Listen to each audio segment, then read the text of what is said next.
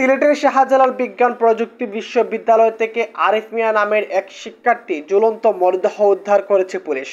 বৃহস্পতিবার ৫ অক্টোবর সকাল ৮টায় বিশ্ববিদ্যালয়ের প্রধান ফটক সংলগ্ন একটি মেস থেকে তার মরদেহ উদ্ধার করা হয়েছে।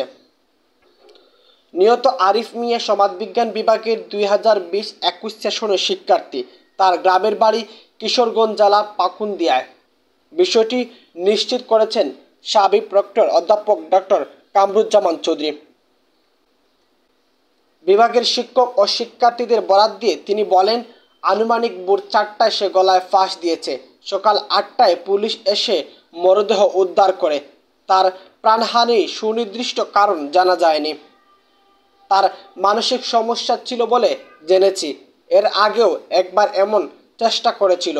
সে মানসিক সমস্যায় চিকিৎসাধীন ছিল। পুলিশ ময়নাতদন্ত করবে। তার পরিবারকে বিষয়টি জানানো হয়েছে। তার পরিবার আসছে। এর আগে বুধবার দিবাগত রাত ২টা পর্যন্ত আরিফের ফেসবুকে একাধারে অনেকগুলো পোস্ট দেখা যায়। সেগুলোতে অপ্রাপ্তির ছাপ ছিল লক্ষণীয়। সর্বশেষ পোস্টে লেখা ছিল, বিচ্ছিন্ন রজনী, কিছু চাওয়ার নেই, কিছু পাওয়ার নেই, চাটতে হবে চেনা গলি, চেনা রাস্তা, চেনা জগৎ। দুনিয়াটা খুবই নিষ্ঠুর, দুনিয়াটা খুবই নিষ্ঠুর। এই যে প্রেম, এই যে সৌন্দর্য, এই যে শরীর নিরর্থক। এখানে স্রষ্টার নজর আসে না।